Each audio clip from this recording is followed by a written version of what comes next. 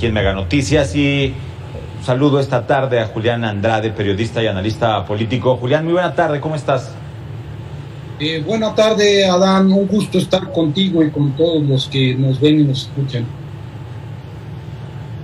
Gracias, pues mira, en septiembre que se da el inicio al arranque del proceso electoral, todavía sin campañas, todavía muy joven este proceso. En septiembre del año pasado, pues ya iban más de 140 víctimas de violencia política. Al día de hoy, con pues homicidio en Sonora de Abel Murrieta. Sí, Adán, es una situación que, como bien apuntas, viene del inicio de las campañas, que se asocia obviamente con la violencia que genera el crimen organizado, pero que por desgracia además está empalmando con lo que puede ser ya violencia política y que va a incidir inclusive en la calidad de la elección, en las posibilidades de los ciudadanos de elegir, porque en el caso del candidato Murrieta en Cajeme, lo que hicieron quienes lo mataron es no permitir a los ciudadanos que decidieran quién debe gobernarlos.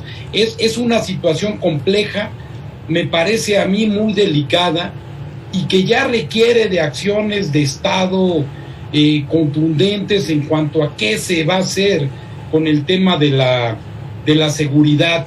No creo que vaya a servir mucho solamente las condolencias, que son importantes, y los lamentos. Yo creo que la gente en Sonora requiere ya de resultados, requiere de paz, requiere de recobrar justamente esto que es muy importante, que es la tranquilidad y la seguridad ciudadana. El homicidio de Murrieta es además inquietante porque él no era cualquier candidato, tenía una historia en la Procuración de Justicia en su estado, y además era el abogado de la familia Levarón, en este caso tan espeluznante, en que 9 de sus integrantes perdieron la vida. Entonces estamos ante un cóctel de atrocidades muy grave. Julián, la violencia en el país parece no tener freno, y mira, sin exagerar, porque luego a la autoridad pues dice que se exagera y que es un asunto de conservadores y que es un asunto de adversarios, pero parece que no tiene fin, y ahora la violencia política como que se ha acentuado. ¿Por qué? O sea, yo sé que la respuesta es complicada. ¿Por qué se está dando esta situación? Mira, la respuesta, como dices, es complicada, pero hay algo que es muy claro. ¿Por qué ocurren situaciones como estas? Por la impunidad, porque se ha atendido el tema de la delincuencia organizada de un modo muy displicente. Se ha dejado de combatir a los grandes grupos criminales, se les ha dejado que hagan de las suyas en diversas regiones del país. En los avances de tu espacio informativo ya señalaba Adrián Levarón cómo es toda esta estructura de agentes criminales que inciden inclusive en las políticas públicas. Eso es lo primero, la impunidad. Los bandidos creen que pueden hacer lo que quieran y lo hacen. A esto hay que sumar, me parece también muy importante, que estamos viviendo un tema de mucha polarización, de encono social, de división política, y estas ventanas las aprovechan los criminales para debilitar a las instituciones, para extorsionar a la sociedad y para avanzar en el control territorial y en el control de la protección de sus propios negocios. Creo que es toda esta mezcla la que explica esta situación, pero si tenemos que resumirla, se llama impunidad. Julián, es el momento, según incluso nos lo dicen nuestros vecinos norteamericanos, donde hay más ejército en las calles en México, y como que no está sirviendo de mucho para erradicar la violencia. Sin duda, y no está sirviendo porque hay una falla de origen que quizás se deba a nuestra propia situación de complejidad con la seguridad, pero los militares no son policías, los militares no están entrenados para las labores de inteligencia policial, para las labores de prevención social de los delitos, para la anticipación de la ocurrencia de los fenómenos delictivos. Entonces, vamos por una ruta en la que están pasando dos cosas.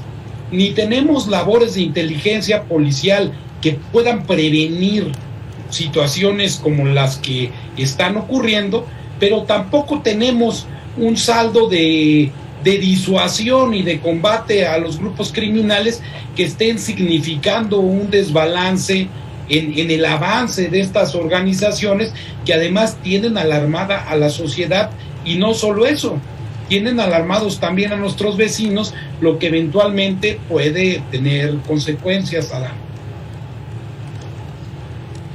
Julián, llegaremos al 6 de junio con todavía más violencia, con hechos que nos sorprendan, ¿o crees que esto vaya a entrar en una pausa? Porque estamos ya a 3 semanas prácticamente. Bueno, la pregunta es muy relevante.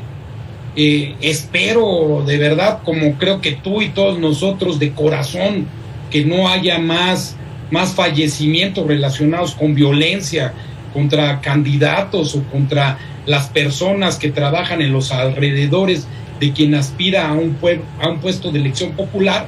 Pero bueno, si no se hace un llamado contundente a los órdenes de gobierno, a la sociedad, si no demostramos entre todos y empezando por el gobierno que matar no es posible, que en México esa no es la ruta, pues vamos a seguir abriendo brechas muy, muy inquietantes, pero esperemos que la consternación, la exigencia de seguridad de todos los sonorenses sirva para que cada quien haga lo que tenga que hacer y el proceso electoral se reconduzca a una situación donde lo más importante, Adán, podamos ejercer nuestro voto en libertad, elegir la opción que cada uno de nosotros considere adecuada para procurar un mejor futuro para nuestro país.